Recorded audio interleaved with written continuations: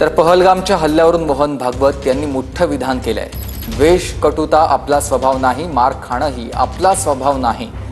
शक्तिवान माणूस अहिंसक असला पाहिजे असं मोहन भागवत म्हणाले. जगाला कळलं पाहिजे की आपण शक्तिवान आहोत, मग कोणी त्यांच्या वाटेला जात नाही. मोहन भागवत यांचं हे विधान.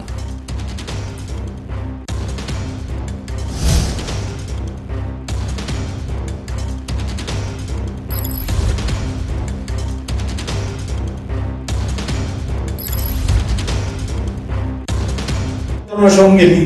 परवाच्या पाकिस्तानच्या सेना प्रमुखांचं भाषण झालं, त्याच्यात पुन्हा त्यांनी द्विराष्ट्रवादाची थिअरी मांडली.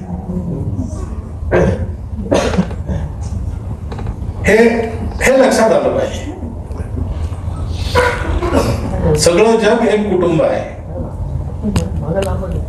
पंथ संप्रदाय कोणताही असला तरी तो एक ना एक दिवस माणसाला एका सत्याकडे घेऊन जाणार आहे, एकाच सत्याकडे घेऊन जाणार. द्वेष हा आपला स्वभाव नाही, शत्रुता हा आपला स्वभाव नाही,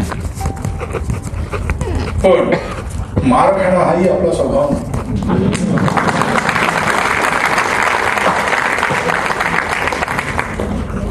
शक्तिवान माणसाला अहिंसक असलं पाहिजे. जो दुर्बल आहे त्याला म्हणायची जरूरच नाही, त्याला राहावंच लागतं अहिंसक.